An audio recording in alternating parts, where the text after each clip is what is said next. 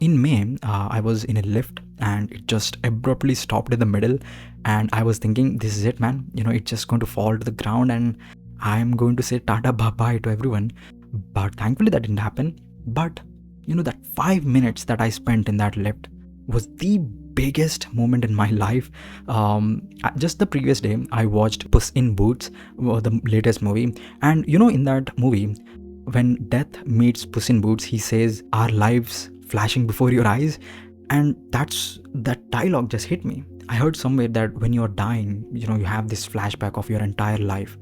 And I don't know, I don't know, it felt so weird. I just looked back and I looked empty, basically. I didn't do anything. And if I was going to die on that day, I would die nothing, basically. Like I was nothing, nobody, basically. And I think that was the most helpless situation that I felt ever in my life. Like it felt like this death was this unclimbable wall that I cannot pass through no matter what. Like if, no matter what happens, okay, fine, things happen, this is what is going to happen. But thankfully, I got out of the lift, and that's when another problem started, which is existential crisis. I looked back at all the 22 years of my life and I didn't do shit, man. I wasted so much time, and now I have this fear that tomorrow something is going to happen. And this cycle started where I'm going to wake up and I get this fear, oh my god, something is going to happen in the next moment. I have to do something, like make use of every second of my life. And this was so toxic. And eventually I realized is, Obsidian, I think this is a note-taking app. There is a built-in plugin which you can audio record, and I just started recording audios because I didn't know who else to look towards to. And it felt like if I want to talk something, maybe it is going to be a future version of me. I don't know how I realized it, but I just started, recording these audio logs, and I just talked to myself, basically, in the hopes that the future version of me is going to recognize that, okay, you were going through some rough time. It is, I wanted someone to look at, agree with me that, okay, you are going through a rough time, everything is going to be okay. But I didn't know who else to look to. And I just, turned towards myself, basically. And right now, I'm not listening to those audio logs. But at that time, I felt like, if anyone, it is going to be me who will understand me, my problems, my hardships and everything. And I think that gave me some sort of confidence, is that, okay, you have yourself, at least you can do something at least. And that's what I started doing with the audio logs. Like every day I started talking about something. Like if I had a problem, I started talking to myself, and I just started questioning, like, why is it happening, what can you do, like some important questions. And that genuinely helped me, like, a lot. And if ever I'm actually feeling down or if I'm feeling confused, I immediately start doing the same thing. I start recording audio journals, and I think this has genuinely helped me. And I think you can also use this, not Obsidian or something, but maybe just some regular audio logs to yourself, to your future self, basically. But yeah, I think that can definitely help you. And while this was happening, I watched Mouthwashing. This was another important movement for me. Is that the story is depressing of mouthwashing, yes, but the message what we got is taking responsibility, right? So that was one of the most powerful things that I took this year, is take responsibility. It is a very big thing, but it is also something you have to do no matter what.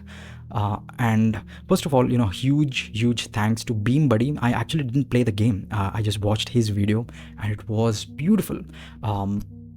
So yes, learning what is taking responsibility, like it can be so many things, right? But the end result, what I realized is, I want to be a story writer, okay? And there was a 9-to-5 job. It was not 9 to 5, it was 9 to 7 or something, I don't remember. It was very, very late, and by coming home I was already exhausted, and it felt right at that time to leave this story writing. Who wants to do drafting? It is such a heavy task, right? Like, keep that aside, let's watch YouTube, let's watch TikToks or something. That felt relaxing, but that is not the right thing, right? I realized that I have a goal. I want to be a story writer. Isn't that my responsibility to do it, to achieve it, right? The world is not going to come towards and give me something, right? Like, that is not going to happen. Again, if that is going to happen, I have to be insanely lucky. So okay, if that is not going to happen, then I have to do something, and it means I have to take responsibility. And that was very important for me. So I'm very, very thankful for mouthwashing as well. So yeah, that was also one realization. And not only that, if ever, like, previously I was a very lazy guy, but after watching it, if I have to do something, it's like, okay, I have to take responsibility, right? Like, if no one is doing that, at least I have to do it. So that's one thing I realized from that game. Even though I didn't play it, but it is a very, very powerful game, basically. Another thing is, recently, from Neil deGrasse Tyson, he made a video in Last Meal, and in that he actually talked about, like, one part I still remember is, you might think you are important, but basically, like, millions and millions of years ago, hydrogen and nitrogen, like, all of these atoms basically fought for you. Like, they created a big bang, and that's why you are here. So you thinking you are very important is very selfish, basically. And that's when I had this sense of peace with death, is that, okay, if I'm going to die tomorrow, it's okay. Things can, like, I want to achieve something, right? Like, that's the dread, right? I don't have time to achieve something. But if you are not able to achieve something, it's still okay. You did something to some people. Maybe, I influenced some people. Maybe there is some butterfly effect that my decisions did some good things to the world or something. Like, I did something at least. So I realized that part. And I think that gave me some peace with death, that it's okay. If things are going to go bad, let it happen. Let's focus on the things that you care about right now, and let's see what is going to happen. And I'm really grateful that I watched that video, and that has made me realize that let's actually focus on present and not worry about future. All right. So that is also one thing that I learned. Another thing is, my favorite anime of all time, which is Girls Last Tour. It was already my favorite, but I didn't know, like, why was it my favorite. And this year I had a lot of time to actually introspect, and I realized why I love Girls Last Tour. And I think it is mainly because of the ending. We have so many goals in our life, right? Like, we want to be a story writer, we want to be an artist, we want to be something, but we leave things in the middle because we are afraid of not achieving it. That is understandable, right? Like, imagine you create a movie and you publish it, and it gets bombarded with negative reviews because maybe it is genuinely shit, but you were expecting it was good. But that is such a heartbreaking situation, right? Like, you had so many high expectations about your movie, and it didn't perform well at all. It will feel like, it feels awful to even think about. But I think Girls Last Tour, like, the ending of Girls Last Tour really broke me. The characters wanted to do something and they failed at it, but they accepted it with such grace that I was like, when I read the ending, I was imagining, like, can I be that? Like, can I be that grateful if whatever I was trying to do, I eventually achieved it, but it was a failure, right? Like, I was thinking of doing something and something happened. Can I be grateful even then? Like, can I be that person? That was the most toughest thing. I think everyone wants success, right? But what happens? Like, what happens if it is not success? Like, how will you behave at that point? I don't know where I heard this quote, but how will you behave when you are at your lowest? That quote is still, is stuck to me. And that's when I realized that, yeah, dude, like, failure is inevitable, right? Like, it can happen, it cannot happen. We don't know what is going to happen. But if you are afraid, like, if you are so much afraid of it that you are leaving things behind, that's tough, dude. Like, that is very tough. So that's one thing I realized is, okay, I have very much high expectations for my story that I'm writing, but if it is very bad, it's okay. I'm going to accept it. I'm okay with it. But I hope I learn from it. I take time to actually realize what is wrong with it, and hopefully I will improve. At least that's my that's my goal, basically. So I hope I do that. But yeah, this is what I learned from all of this. And I have to give a huge shout out for all the open source software that I have been using. I have actually listed all of them in the the description, but I have used Obsidian for my note taking. I have used Futo keyboard for typing in Android, and I have used SteamOS and Bazite and a lot of other Linux distributions, and Blender for video editing, and OBS for recording, and Audacity and Easy Effects, which is also a very cool noise removing software. That is also something that I've used.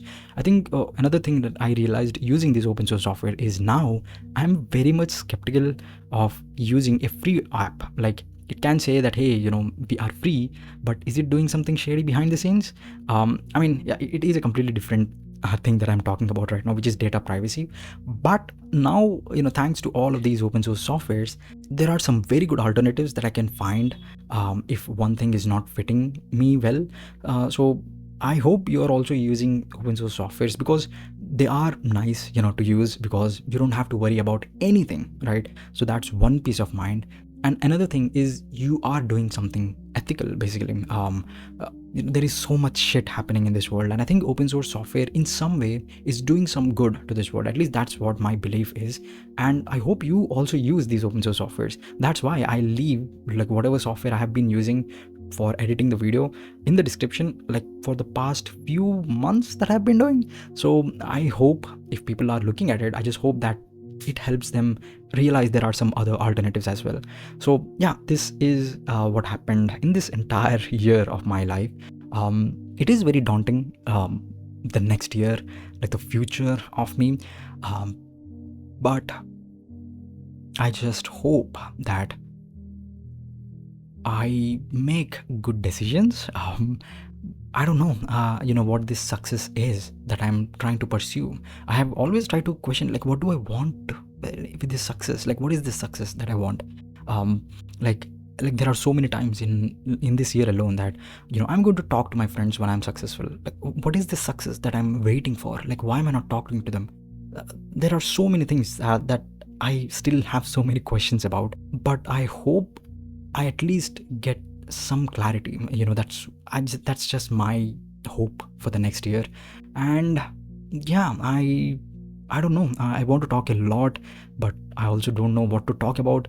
There is so much things happening in, I think, everyone's lives, and I hope you understand that you are not alone, man. There are people like me, who are rooting for you. Even though I don't know you, I really hope that whatever hardships that you're going through, you actually surpass them, become a better person, and achieve some happiness, right? I think that's what is very important, more than money, more than fame or anything. I think happiness and peace is the best gift anyone can get, and I hope you get that.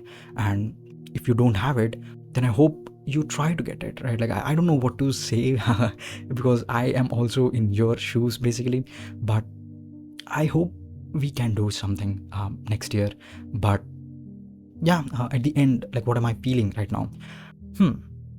I am feeling grateful that the person that I'm today realized that I have fucked up a lot of my life. So okay, at least I realized something, right? There are still people that do not realize that, so at least I'm grateful in that perspective, that okay, you at least realized you are doing something wrong, so you have time to fix some things.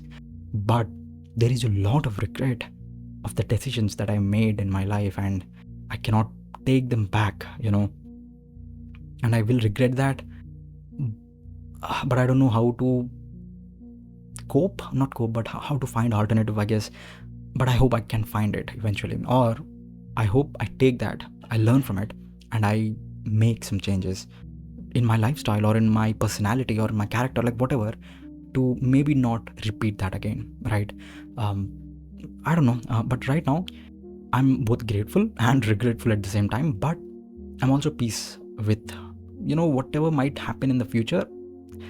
It's okay. I cannot control the world, right? So if things are going to go bad, at least I tried, and I will still try no matter what happens.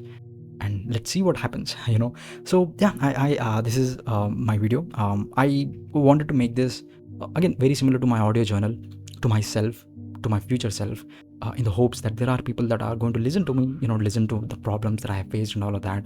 But at the same time, I hope this video gives some clarity or maybe help you in something, right? Like, I don't know what this something is, but it can be anything. So I hope it does something to you.